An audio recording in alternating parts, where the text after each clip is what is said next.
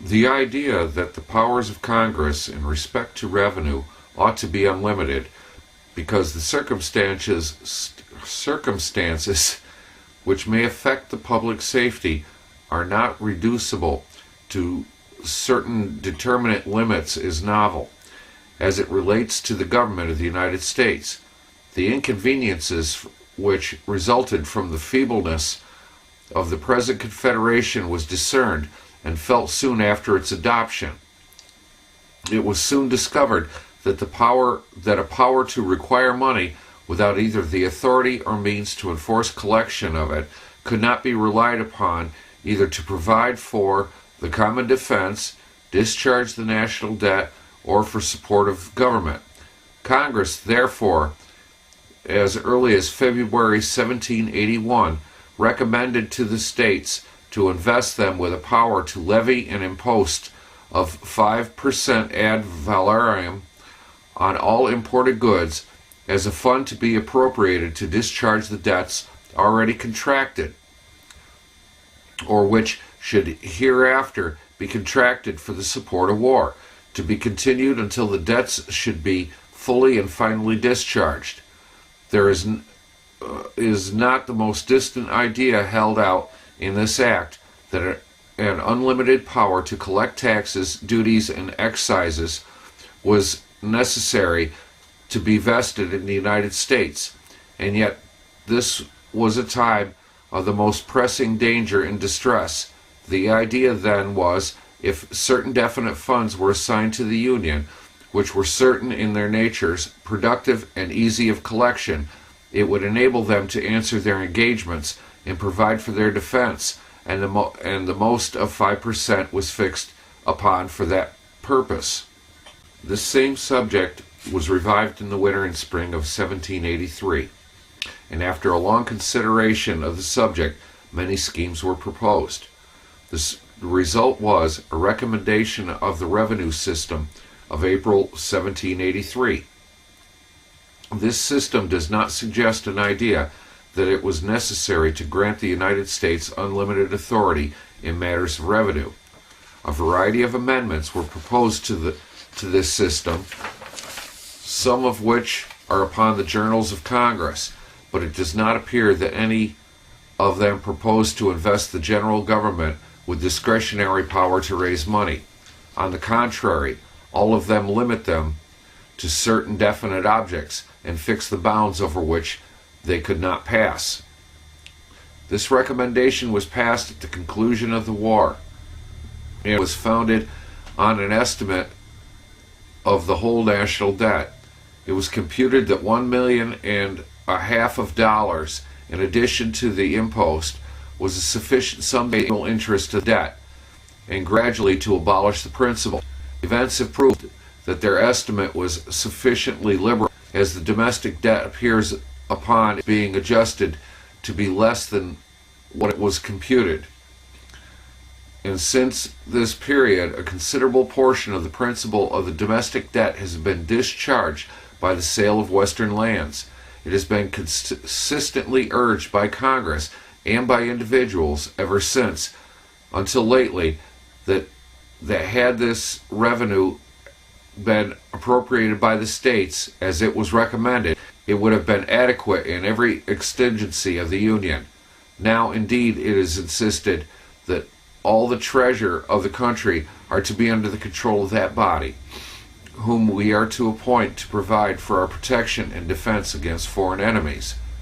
The debts of several states and the support of the governments of them are to trust to fortune and accident. If the Union should not have occasion for all the money they can raise, they will leave a portion for the state, but this must be a matter of grace and favor. Doctrines like these would not have been listed by any state in the Union at a time when we were pressed on every side by a powerful enemy, and we were called upon to make greater exertions than we have any reason to expect we shall ever be again. I may be asked to point out the sources from which the general government could derive a sufficient revenue to answer the demands of the Union. There is one source of revenue which it is agreed the general government ought to have the sole control of. This is an impost upon all goods imported from foreign countries. This would, of itself, be very productive and would be collected with ease and certainty. It will be a fund, too, consistently increasing, for our commerce will grow with the productions of the country. And these, together with our consumption of foreign goods, will increase with our population.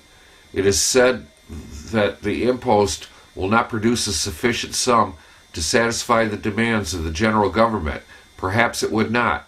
My own opinion is that the objects from which the general government should have authority to raise a revenue should be of such a nature that the tax should be raised by simple laws, with few officers, with certainty and expedition, and with the least interference with the internal police of the states. Of this nature is the impost of imported goods, and it appears to me that a duty on exports would also be of this nature. Therefore, for aught I can discover, this would be the best source of revenue to grant the general government. I know neither the Congress nor the state legislatures will have the authority under the new Constitution to raise a revenue in this way. But I cannot perceive the reason of this restriction. It appears to me evident that a tax on articles exported would be as nearly equal as any that we can expect to lay, and it certainly would be collected with more ease and less expense than any direct tax. I do not, however, contend for this mode. It may be liable to well-founded objections that have not occurred to me, but this I do contend for, that some mode is practicable, and that either the Congress in the exercise of this power will deprive the state legislatures of the means of their existence, or the states, by resisting the constitutional authority of the general government, will render it nugatory. The next powers vested by this Constitution in the general government, which we shall consider, are those which authorize them to borrow money on the credit of the United States, and to raise and support armies. I take these two together and connect them with the power to lay and collect taxes, duties, imposts, and excises, because their extent and the danger that will arise from the exercise of these powers cannot be fully understood unless they are viewed in relation to each other. The power to borrow money is general and unlimited, and the clause is so often before referred to, authorize the passing of any laws proper and necessary to carry this into execution. Under this authority, Congress may mortgage any or all of the revenues of the Union as a fund to loan money upon, and it is probable in this way they may borrow foreign nations in a principal sum, the interest of which will be equal to the annual revenues of the country. By this means they can create a national debt so large as to exceed the ability of the country ever to sink. I could scarcely contemplate a greater calamity could befall this country than to be loaded with a debt exceeding their ability ever to discharge. If this be a just remark, it is unwise and improvident to vest in the general government a power to borrow at discretion without any limitation or restriction. It may possibly happen that the safety and welfare of the country may require that money be borrowed, and it is proper, when such a necessity arises, that the power should be exercised by the general government, but it certainly ought never to be exercised but on the most urgent occasions, and then we should not borrow of foreigners if we could possibly avoid it. The Constitution should therefore have so restricted the exercise of this power as to have rendered it very difficult for the government to practice it. The present Confederation requires the assent of 9 states to exercise this, and a number of the other powers of the Confederacy. It would certainly have been a wise provision in this Constitution to have made it necessary that 2/3 of the members should assent to borrowing money, when the necessity was indispensable, this asset would always be given, and in no other cause ought it to be. The power to raise armies is indefinite and unlimited, and authorizes the raising of forces, as well in peace as in war, whether the clause which empowers the Congress to pass all laws which are proper and necessary to carry this into execution will not authorize them to impress men for the army is a question well worthy of consideration.